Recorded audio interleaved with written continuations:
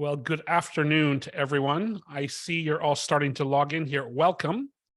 Welcome from around the world. If you want to put in the chat where you're dialing in from. Oh, we have someone already from Zambia. That's cool. I'm in Venice, Italy today, and I'm connected with Raymond Hegarty, who is coming into us live from sunny Dublin, Ireland. So sunny and Dublin. Now that's the first time I've ever heard that. That's great. So it really gives me a lot of pleasure to introduce Raymond. Raymond, you're one of the world's top IP coaches. You've been recognized for that as every year since 2011 in IMM magazine as the top world 300 IP strategists. You have 3 best-selling books on IP strategy. You're an expert advisor to the European Commission, the OECD, and policymakers in several countries on both national and international innovation and intangible taxation strategies. On top of this, I understand you have an electronic engineering degree, an MBA, you and I can share some MBA jokes later, a master's in IP law, and a master's in artificial intelligence for medicine and medical research. It's great that you took time out of your very busy schedule to be here with us this afternoon. For some of us, it will be morning coming in from New York, I see. We've got Warsaw, Texas, Boston, India. This is a really international group today, and I hope we can cover everyone's questions. Raymond, welcome, and let's dig into AI. Thank you for setting this up, Scott. Thank you, Raymond. So when we talk about AI, and I'm hearing a lot of questions from clients at the board level, at investor level, and at the C-suite level, there is both optimism and confusion. Optimism that we're going to be able to use this technology to work more efficiently, to better serve our customers, to generate increased returns for our shareholders, but also some concern. And today we're going to focus specifically on the concern about intellectual property, IP.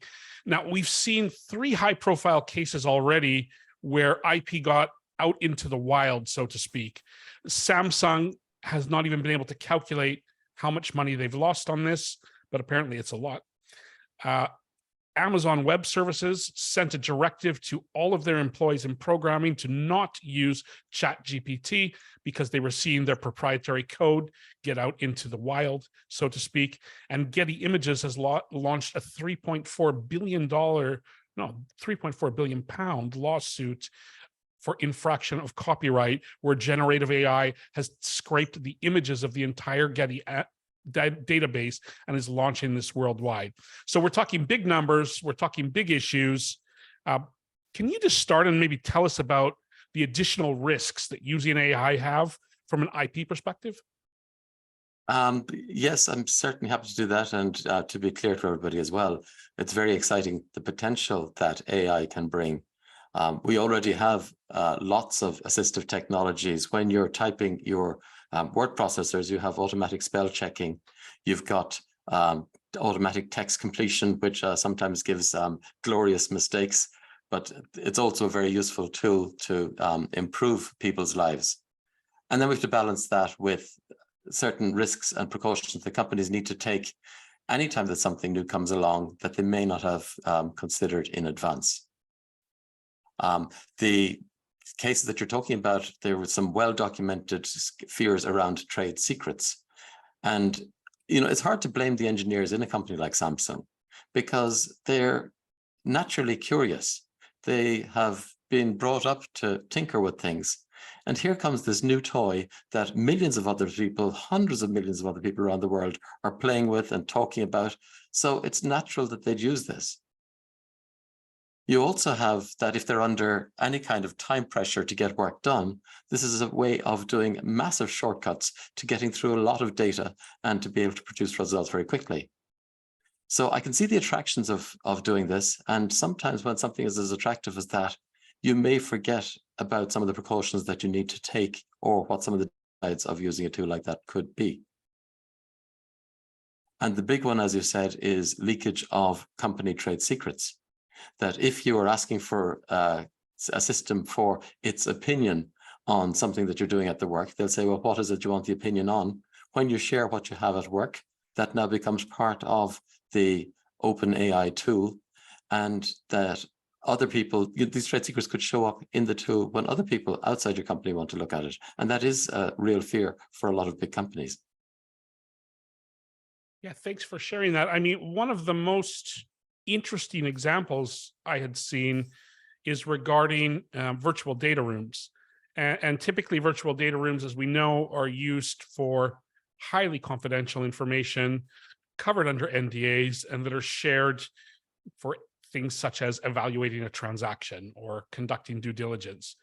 Now, if there are AI motors that are working inside those virtual data rooms, some of that information is actually getting out into public domain, which is a violation of NDA, it would seem.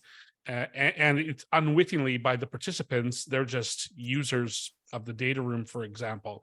So when we talk about this and the open nature of ChatGPT and other LLMs, there's a risk that you're revealing inside trade secrets and unpublished patent applications.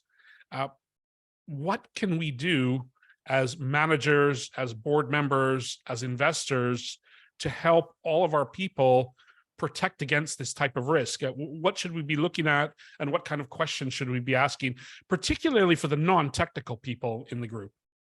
Yes, well, for the non-technical people in the group, even before you get frightened about AI, there's a general awareness of patents and trademarks in companies, but the awareness of trade secrets and the importance and value of trade secrets can be very low, again, among management in a company.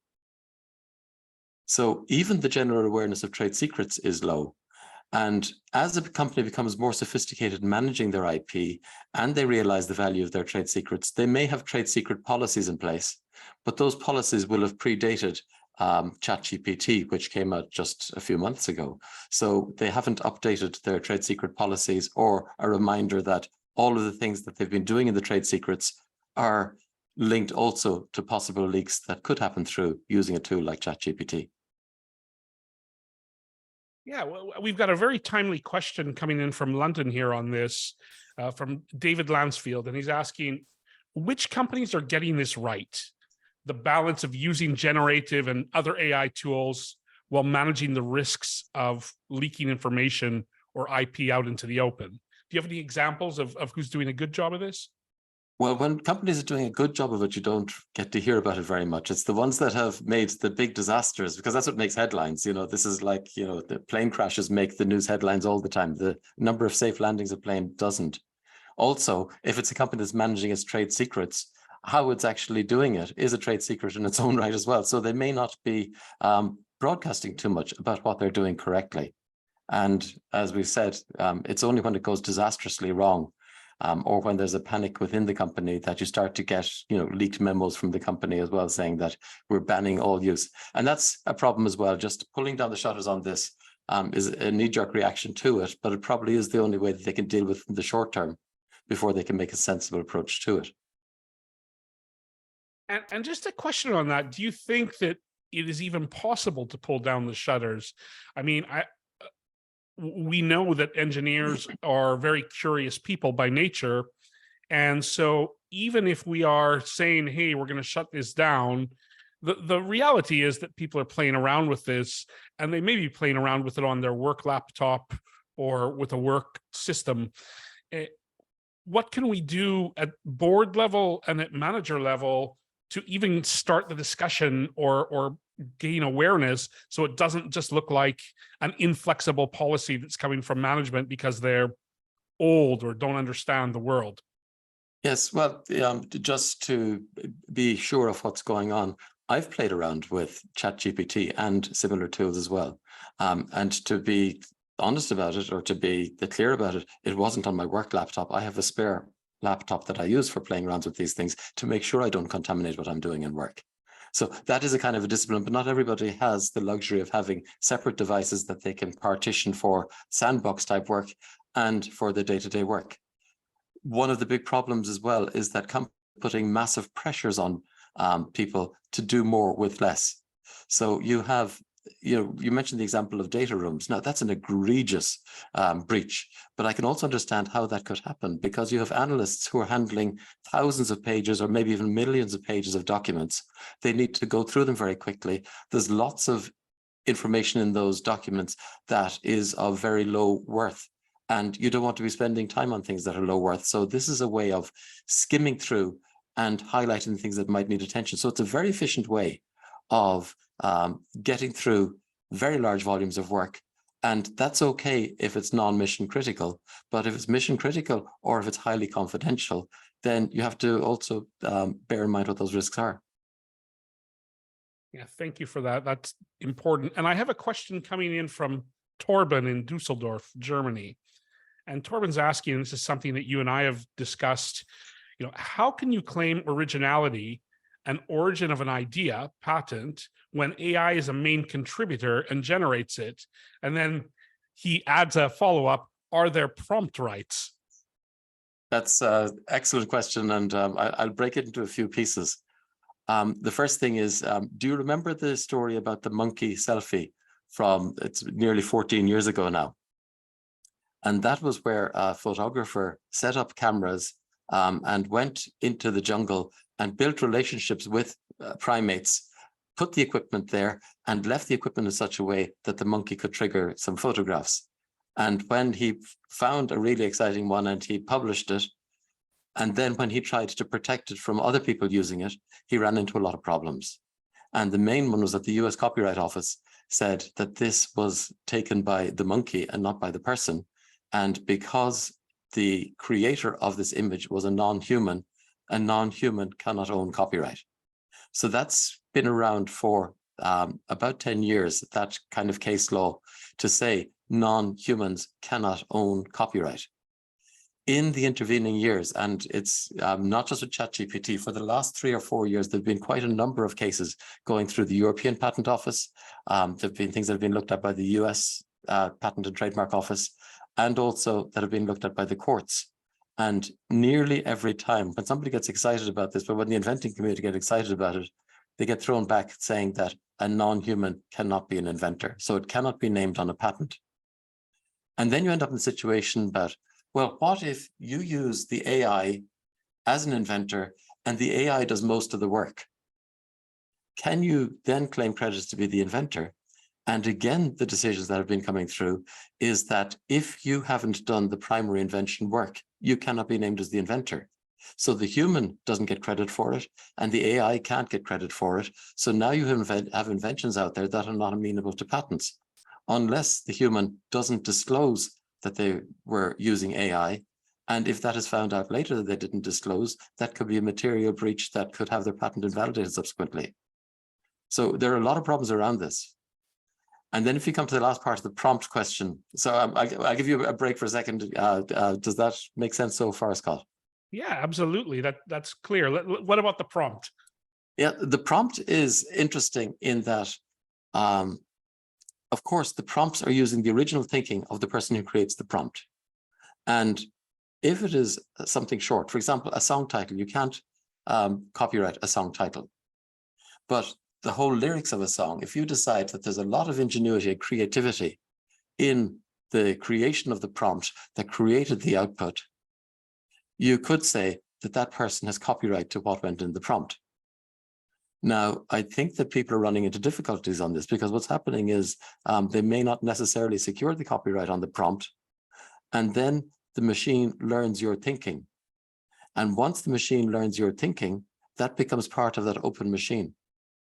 And this has become an issue for a lot of consultants who, by asking the questions of the machine, they are revealing their thinking to the machine, and now they're giving away their IP inadvertently.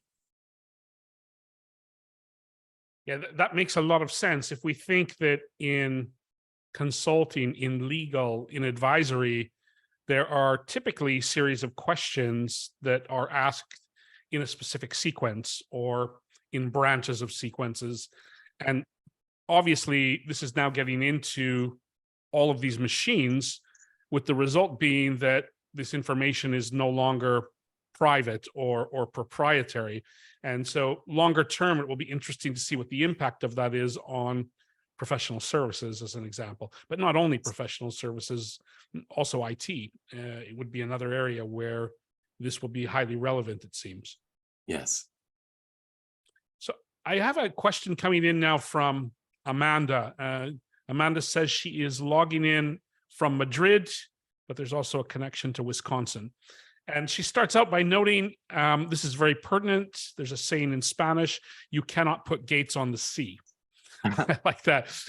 Although I would say in Italy, actually near Venice, we have gated the sea with the Mose project with some pretty good results. But it is very pertinent here. And the question Amanda's asking is, how can we help people learn about AI without putting it into practice in their daily work and risking IP breaches? So we want to balance this learning and development, but also protecting our intellectual property. How can we do that? And I have a lot of simpatico with Amanda about the you cannot put gates on the sea, and congratulations to them in Venice for putting gates on the sea. Yes, it's going to be very difficult. And as I said, the knee-jerk reaction from a lot of these companies has been to say, oh, you can't use it, and just to shut it down. And then the question becomes, well, what can't you use? For example, if you're using a spell checker in your word processor, is that something that you can't use? Because the spell checker is also learning as you go along. And ChatGPT is not the only game in town. So it's not something that you can legislate against definitively in your company.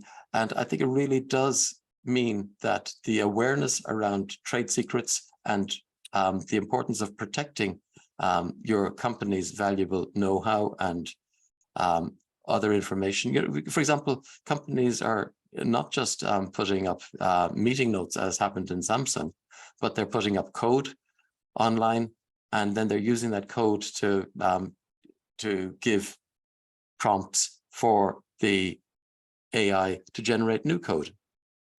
But you're now sharing your code with the AI.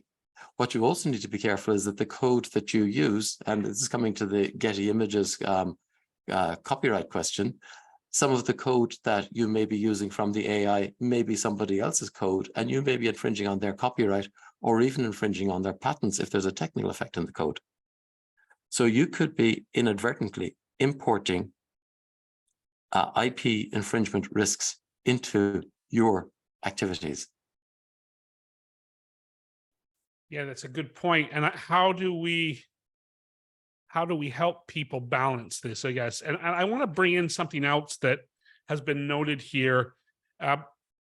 These LLMs, at some points in time, they feel or seem almost magical.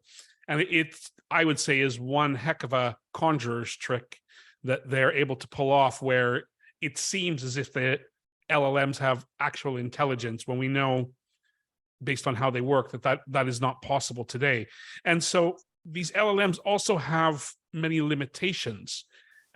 Can you talk or share about what these limitations may be and what we should be aware of? Yes, you're absolutely right. The LLMs, the way that they work, you say that they sound magical, but everybody knows they're not. A lot of people are seeing the results from this and actually feeling that they are almost magical. So they are believing what comes from it. A lot of the information that you are getting sounds very authoritative. And the reason it sounds authoritative is that they are aggregating information from the most authoritative sources out there. So when they regurgitate it back to you, they sound authoritative. But don't forget that ChatGPT is not sentient. It doesn't even know what it's saying to you. It's giving this stream of information back to you, sounding very convincing, but it could be absolute nonsense and still sound convinced about the nonsense and make you convinced as well.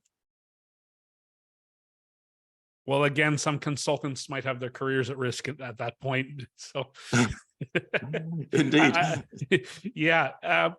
Let's think again about this e-learning or learning about AI, and come back to that. Amanda's come back with a comment, and she said, "Please, no lockstepped e-learning modules on the risks of AI." And I mean, this is an issue that, and I want to emphasize here, neither Raymond or I are against AI, or we're not saying that this is, shut it down and don't do it. What we're saying, though, is just be aware of some of the risks that you have and start the discussion with your people on how they can protect sensitive information and protect their customers' information. now let's circle around to this learning. How do we get people to learn about this without, overboard or forced compliance, which we know doesn't really work anyway? What are some best practices we can take? Yes, well, just like Amanda said that you can't put gates on the ocean, there's another phrase as well that you can't boil the ocean. So I don't think in one short LinkedIn Live here that we will give every solution that's going to fix all of the problems. And as I said, and I agree with Amanda, that this isn't about let's just make lots of rules about AI. And really, it does come back, first of all, to the basic hygiene that if we talk about trade secrets, which has been the biggest part of what we've been talking about, people need to understand a little bit more what trade secrets are, and the fact that their business may have a lot of very valuable trade secrets, and to realize the value of the trade secrets and the impact if they're lost. And if I may illustrate that, in the history of copyright, we had Napster many years ago. So a lot of our listeners are old enough to remember Napster. And what Napster gave was a way of sharing copyrighted material for free and bypassing any of the needs to actually buy records or CDs or tapes as they were at the time. So the music industry reacted very strongly with that. And they went after Napster itself. They went after suing or arresting students in their dorms who were uploading. And Napster eventually was closed down, but it did bring through the joy and the convenience of downloading things for free.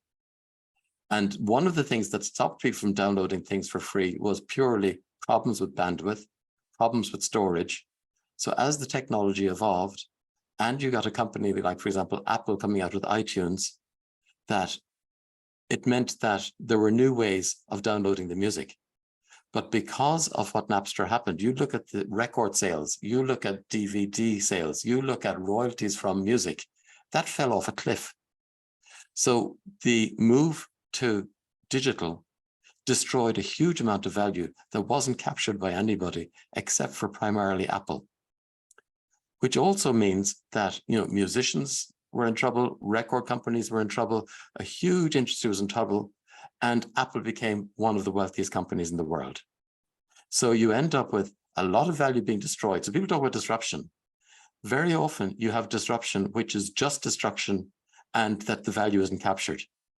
A lot of the value wasn't captured from this disruption, and the only firm that really made a very good shot at capturing this was Apple. So Apple did well out of this, but the music industry has never come back to the same level as it was back then. That's what happened with the music industry. I see the same thing happening with AI, that there's a strong chance for a lot of destruction of value and maybe not the same capture of value that will come from this. Or you will get concentration in the hands of certain players. And that could be the very large existing players who are very strong in AI tools already. Yeah, well, and we see that MIT released a study recently that showed that 80% of AI professionals are now going to work for 3 companies. And so that's an enormous concentration of power. And we also see this being split really at the moment into 2 countries. So we have the United States, which is taking one approach and is consolidating a lot of power in this area. And we have China, which is also on its own path in its kind of own walled world, or ecosystem, so to speak. And they're doing the same thing. And so the question really becomes, what happens to Europe? What happens to Africa? What happens to Latin America? Are these all going to become value traps where the 2 countries are taking the majority of the value, or is there another way or a new approach that will come from this? Yes, I think that you're right, that this concentration is starting to show up very quickly. And we're talking about just over a period of, like the ChatGPT is less than 6 months released.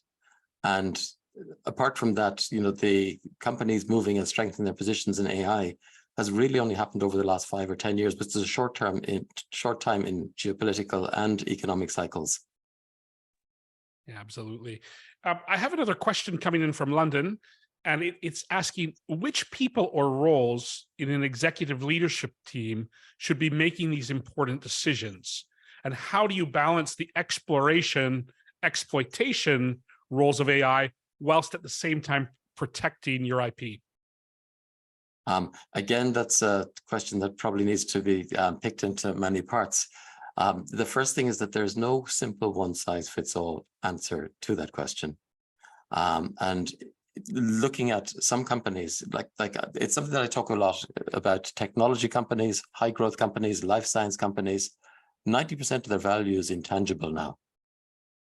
So that is hugely significant for their company.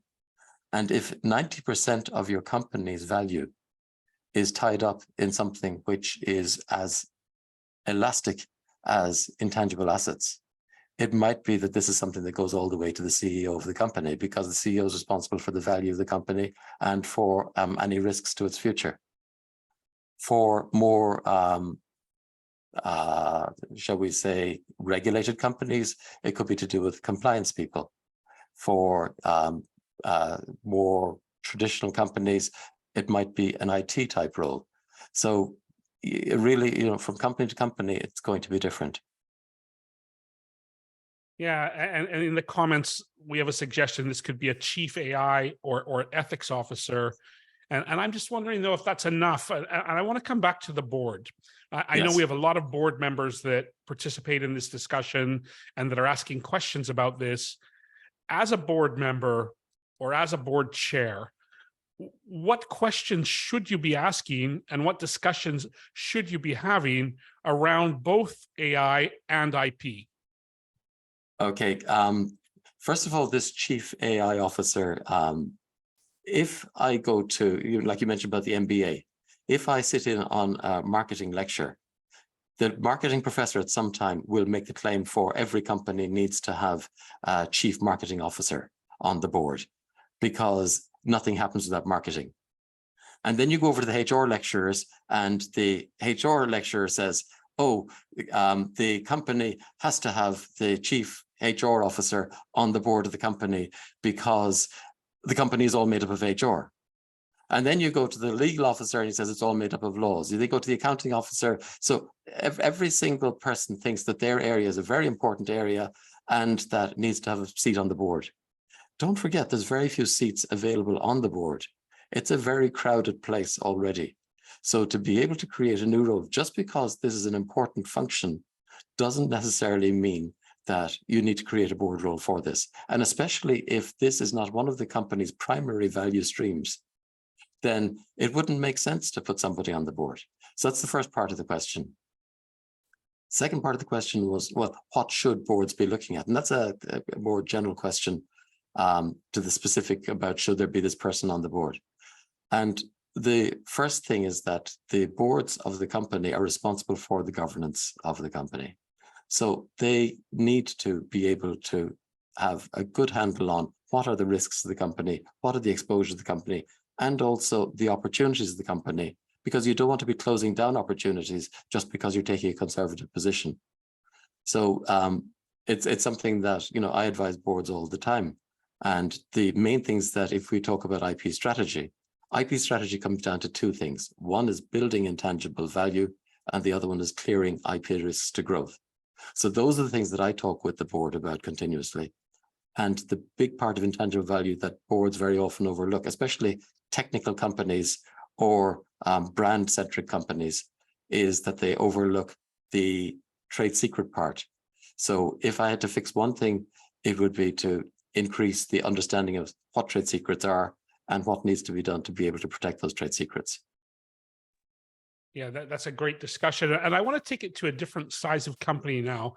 We also have some scale up accelerator users, et cetera, that join us here, VC investors. Of course, when we're a small organization and we're moving quickly and really looking to find product market fit, et cetera, it's hard to be thinking too much about IP and trade secrets.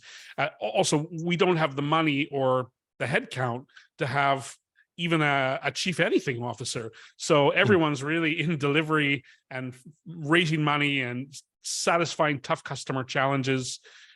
What do we do there? Or how can we help also the scale ups so that down the road, they don't find out that their IP is not valued very well because of an early decision they made in a hurry, or probably not even being aware? Yes, it's very hard to draw a line between, a startup and a scale up, but you mentioned product market fit. So I tend to have my description or my definition that pre-product market fit, it's probably a startup still, because you're going from 0 to 1. And then once you have your product market fit, and then you want to go from 1 to N, I describe that as a scale up. And IP strategies for startups and scale ups are quite different. For a startup, you're scrappy. As you said, you don't have resources. You have to be resourceful to be able to get everything with the very limited resources you have. And for a startup, your main concern is that, from an IP point of view, is protection, because you want to make sure that whatever you have, that the garage next door doesn't look at you and say, oh, I could do that, and then they copy you. If you're thinking a little bit more, you're thinking about the garage overseas in China or Taiwan or somewhere else, and how to stop them from copying what you do. As you become more successful and you become a scale up, the main problem is not stopping people from copying you. You're moving so quickly that by the time they copy you, you've probably moved ahead to the next stage anyway. And your big challenge as a scale up is, how do you keep scaling very quickly without something getting in the way of you scaling? And at that stage, it might be IP risks. I don't want to get too far away from the topic of this question here, but if you are going from being a startup to a scale up, startups struggle a lot with everything, and they're dreaming of the day that they're going to be successful, and then all the problems are gone away. But as you know, Scott, as you become more successful, your problems don't go away. You get different problems. You get bigger problems, and it's a different approach to that. Yeah, absolutely. I mean, we're always looking at how we can better serve our customers, and whether we have 10 employees or 1 million employees, this is still going to be an issue. I've got a question from Ray in Texas, and he notes, this is really great for awareness and learning. And then his question is, how do we get people to identify actual secure copyright infringement possibilities? So Is that to identify how your copyright has been infringed? I know, unless Ray can come back on again, Scott, what do you think the question is here? Is this about copyright infringement, your risk of infringing somebody else's copyright, or identifying that somebody has infringed your copyright? I think it's about your risk of copyright infringement. Right. And that is a difficulty because, like, as you know, in most jurisdictions, copyright doesn't even need to be registered. So it's not searchable as to whether copyright exists in some register already. Once somebody commits it in a tangible form, you know, like for a songwriter, if I write the lyrics on a piece of paper, that's already committed in a tangible form. If I record this webinar, it's the recording of this webinar, once it is recorded, is now committed in a tangible form. So once it's committed in a tangible form, it now has copyright protection automatically in a lot of jurisdictions. Now in the USA, you have the further step of the opportunity to also file the registration of the copyright. But it's difficult to be able to identify that somebody else has created something unless it comes down to, you know, a simple search, and then you find that their prior creation has come up in a search. Right. Thank you for that. And now I have a more technical question coming in. I hope I pronounced the name correctly. Teopile is asking us, could a prompt be considered as a disclosure? At some point, we provide the input to the AI, and it could become an output for someone else due to the learning. However, no date can be considered for the first disclosure, and could the output be considered as a disclosure? how could we consider the effective date of the output, as these outputs could have been provided to someone else earlier with the same or a close meaning? That's tough. Yes, and rather than giving the answer, I really love that question because it means that he's thinking already as to what some of these issues are. And the short answer is there isn't a nice answer to that right now. And this is something that we're going to see in litigation over the next few years, over and over again. And we will get gradually more and more clarity about this, but it could be many years before we have a good answer for our listeners. Yeah, there are so many issues here, and I'm wondering, I see in the comments someone saying LinkedIn can probably make an avatar of us and own the IP for it. So here's a question that's going into regulation a little more, and I have my own thinking on this, but I'd like yours, Raymond. Will Europe fall behind as the data protection laws are the most stringent ones? And then the follow-up part to that question is, which countries are best suited and provide the safest legal framework for an AI company? That's interesting. You have the AI Act going through in Europe at the moment, which does talk about conduct. And until the AI Act is enacted, we won't know what the final shape of it's going to be. But we're seeing a lot of it already focused on bias, for example, in AI. And we know that we've seen a lot of examples in the last few months of bias. There've been stories about the doctor was angry with the nurse because he was late, and then the AI interpreting that the doctor must be the he and the nurse must be the she, even though sometimes you have a female doctor and a male nurse. But where you put the he, the AI was interpreting, oh, it must be about the doctor being late and he was in a bad mood, or the doctor was mad with the nurse because she was late. Then it must have been the nurse was late. So the AI is coming up with, is showing its bias in how it answers questions like that.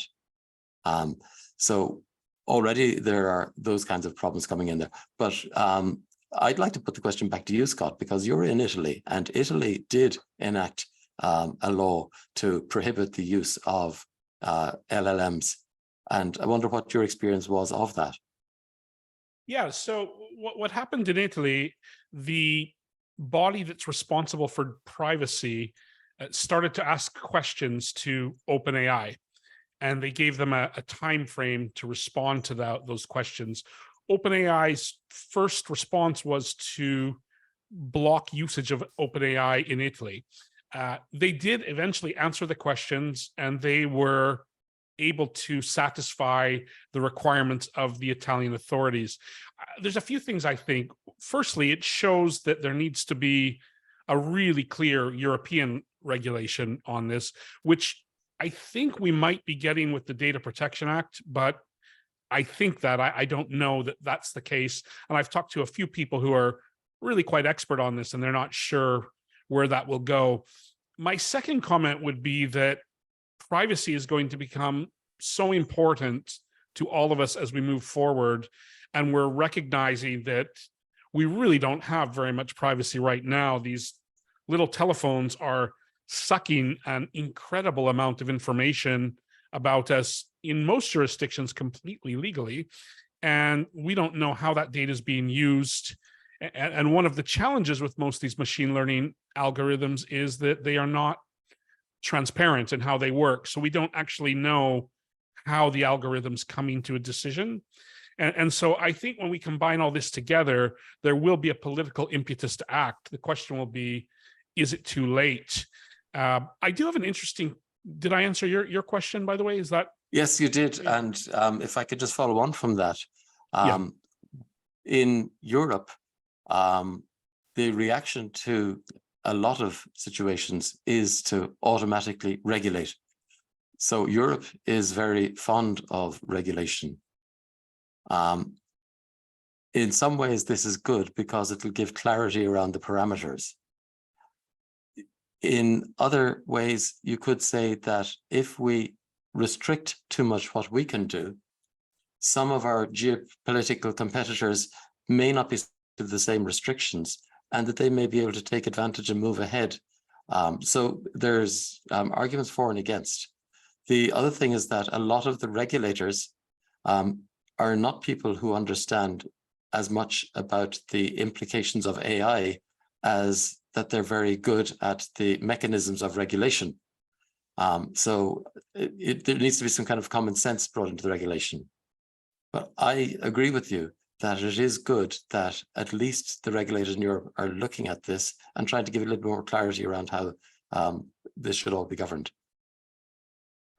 Yes, and we can see, I mean, some of these discussions recently in the United States with Parliament and what they call the House, and discussions on how the algorithms of TikTok work, for example, show that there's a pretty big gap between the understanding of lawmakers and where the technology's at, or even the types of questions that we might want to be asking. So I believe this will become a really big issue.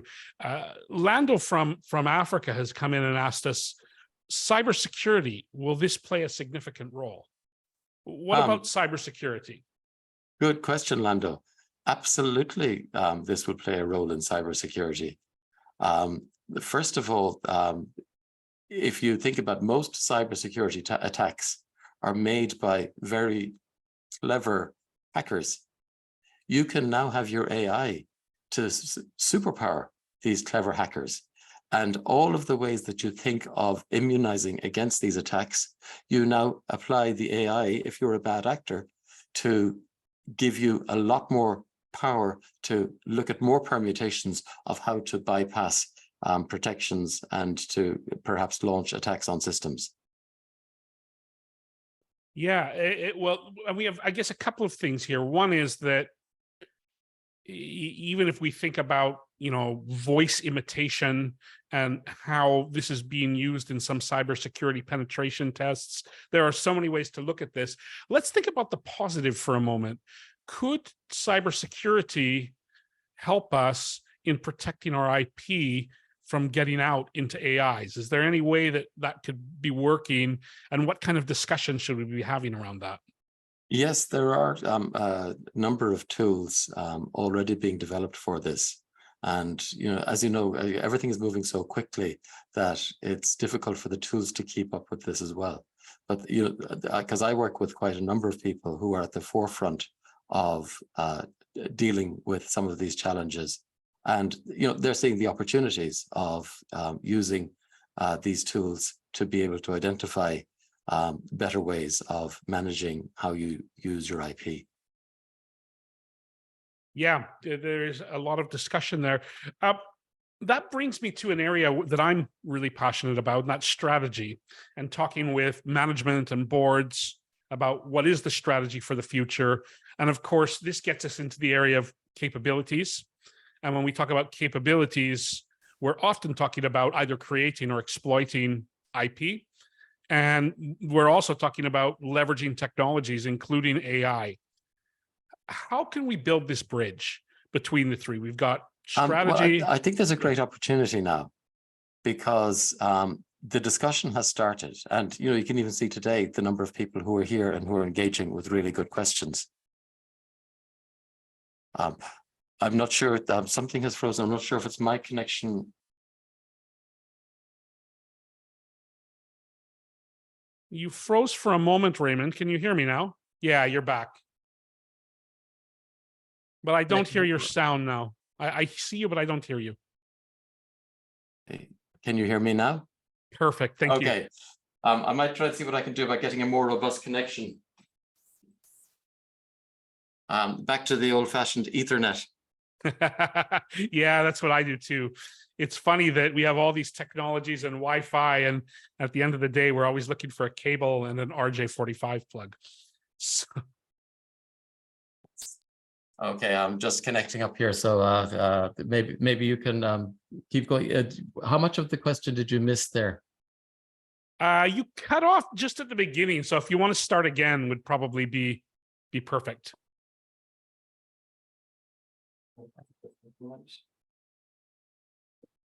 Okay, now so we've got a connection here now.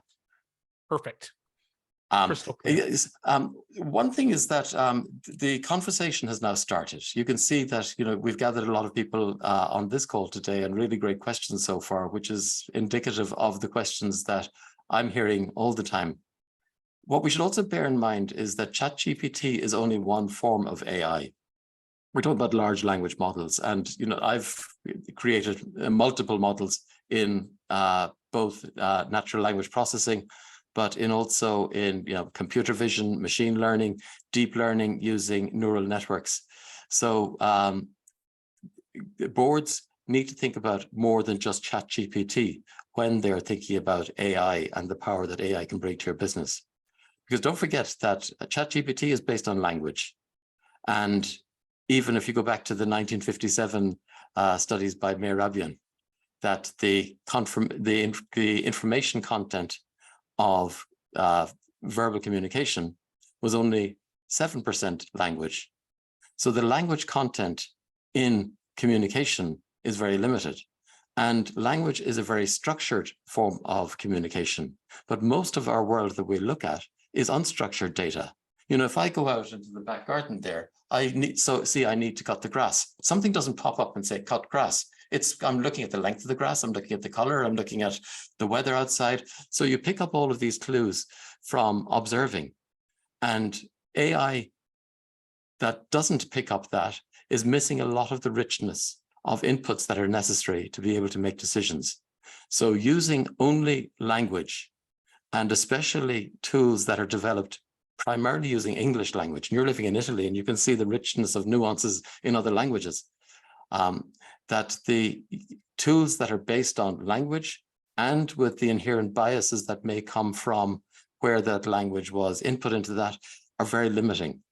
So if you're looking at, for example, the power of neural networks, because I've seen this in medical AI, for example, neural networks, computer vision are doing amazing things with regards to detections of diseases, identification of lesions. So all of those tools coming together form the suite of tools available in AI, and the management of companies shouldn't get too hung up on purely the language version of these tools. Yeah, that's a really good point. There are so many different technologies available today, and language is just one of, we could talk all day about this. I've got an interesting comment coming in. The fire has started. Seems a lot of people agree with that. So yeah, the fire has started. So coming back to the boards, I have a question here from the chat. What are the main questions boards should ask? And then this is clarified. And what should they be asking their chief people officers to do to future-proof their organizations? That's a big question. So, and again, as I said, we can't boil the ocean on this one, but some things that we can do. First of all, as I said, is to be aware of the intangible value that's in your company and how important is this intangible value to your company, and what are you doing to make sure that you are protecting, capturing, and growing this intangible value. And the opportunity that's coming from these tools is that a lot of the intangible value, as you know, resides in the heads of the people in your company. And very often they don't share it. What's coming through in ChatGPT is only the things that have been written down by somebody. So if you want to look at my thinking, for example, you mentioned that I've written 3 books on this. ChatGPT can't read my books because it hasn't bought the books. A lot of really interesting information that's out there is behind firewalls, behind paywalls. So if you want to get the thinking of some of the top analysts, the first part is if they have written it down, it may be behind paywalls. It may be in confidential documents that haven't been shared with ChatGPT. But more than that, the thinking is in their heads and they may not have captured it in a written form at all. So how do you take what is the value of what is inside the heads of all of the people in your company? This is coming to your question on the chief people officer. How do you take this, capture it, and then make it available for everybody else in the organization as well? So it becomes a knowledge management challenge. And I am very optimistic that a lot of the tools that are yet to be developed will be around how to handle that knowledge management. And thank you for that. Another question coming in from Judith in the UK.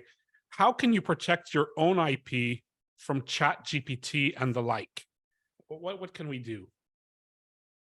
The simple thing, and I know people hate it when I say it, but everybody thinks that it's going to be a very sophisticated way of answering this. But the simplest thing is use your common sense.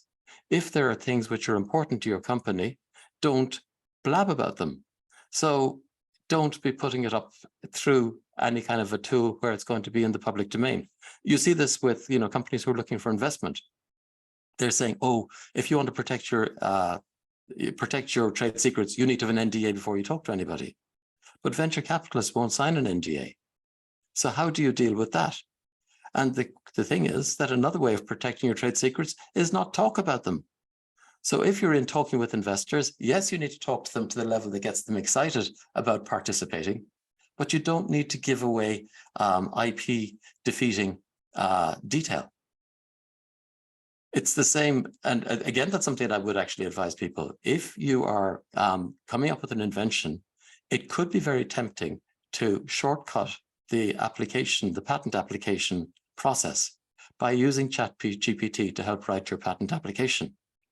But now you're sharing what's very secret information, and before you file the patent application, everything that you put in and that you share with ChatGPT is now theoretically available to the world. Even after you file the patent application, there's 18 months before the patent application is published. So that still remains a secret of your company. And you could withdraw the application at any time and it would stay your secret anytime in that 18 months. But if it's up there in ChatGPT, this might be out in the world before you've even filed the application and for another 18 months after that, before it's formally published as part of the patent application process. So these are common sense hygiene things that you need to be careful of. That just like if you were giving an investor presentation, that you should be very careful about how much detail you go into until you have that NDA with them. It's the same with ChatGPT. Do not expose your valuable company secrets to the system. And we can say this over and over again, but it really is about building the awareness and having those rules around it. Judith is clarifying because she creates a lot of really high quality content. And she's saying, I mean, ChatGPT or LLMs scraping content from websites, articles, etc. Is there anything an author can do or a creator to protect themselves from that? Anything that you've put out in the public domain, it still is your copyright. But once you put it in the public domain, it becomes available for these tools to scrape it. So it is a real problem. And we're seeing very powerful companies like Getty Images who are taking a case. So I think a lot of the smaller people who don't have that kind of power will watch with great interest as to what's going to happen there. But don't forget, don't forget, like you mentioned about so much of your privacy has been given away on these mobile phones. A lot of people don't care about it, and they've been giving away their privacy for a long time, and they don't realize the consequences. And one of the reasons why it hasn't had such a negative consequence is because people had very limited distribution. So the distribution became a friction to other people copying you. You now have tools that can do mega distribution. They can do mega scraping, mega searching. So it does mean that there's the opportunity for a lot of your content to be taken. And it leads to another thing, which it hasn't come up in the questions, but people talk about content is king. As ChatGPT becomes very efficient at producing very large amounts of content, you can tell it, go out and look at 50 of the top authors in this area and develop a 5,000-word article on this. So that can be done in 2 minutes. You are going to get massive amounts of content. You're going to get lots of content. And it may not necessarily be original thinking. And it may not be very valuable. So we're going to get dilution of value of content because of the massive amounts of content that can come from this. Yeah, we already see some newspapers and media sources are saying they're going to eliminate their reporters and have AI or LLMs writing their content. And I think we already have enough misinformation in the media. This is just going to turbocharge it. There's a very interesting discussion going on in the comments that Elena has started. Ellen is an MD and works in translational medicine. And she says, this is coming back in the discussion. If we move to open code in medical AI, we can attempt to assess and eventually clear bias and repercussions of bias-trained systems. Health data are qualitatively not representative for the real world. And gives an example, hippoai.org is dealing with this, a European-based foundation. Open code in AI. Is that realistic? Are we going to see more of that? Will it be only for medical, or will that move into other areas as well? There are a lot of advances in the area of medicine, and open code in medical AI certainly is going to be a big player, and it's going to reach beyond medical. I'm watching the clock here as well, so I don't want to dive too much into that topic. But I can see that it will extend past medicine, of course, because people are going to have the same concerns outside the medical field. Yeah, I see it in all sorts of areas. I've got a question coming in from Tim Ellis of the Digital Transformation People. Isn't there a premium access version of ChatGPT where it doesn't learn from your input? There is a premium access version of it, and I think you've also used the premium access version, Scott, haven't you? I have. Yeah, there is a version where you can tag that your data will not be used commercially. Of course, that begs the question, did we ever really agree that all our data would be used commercially? But that's probably a much longer discussion. We could do a LinkedIn Live on that alone. As you know, we are wrapping up. We've got only a couple of minutes left. I have a closing question for you. Raymond, what's the one thing you encourage this audience of executives, entrepreneurs, investors, consultants, board members, and professionals to actually do when it comes to machine learning and protecting their IP? Well, the main thing is to be aware that this is here. And as Amanda said, you can't put gates on the ocean. So we will have to be aware that it is coming, and you're going to have to decide, how is this going to have an implication for your business?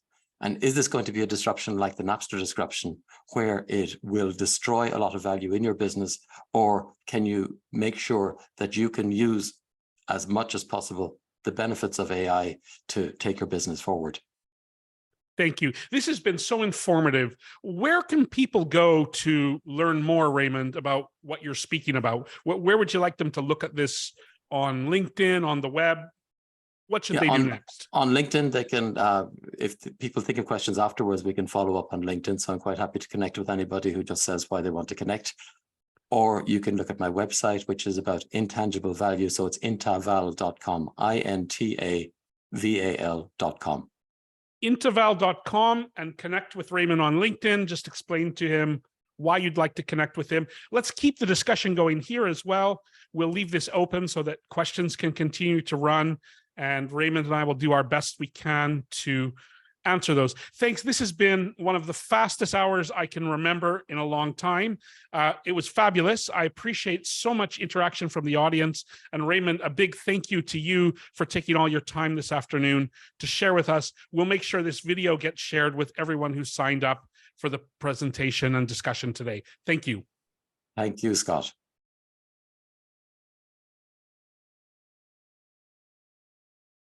Okay.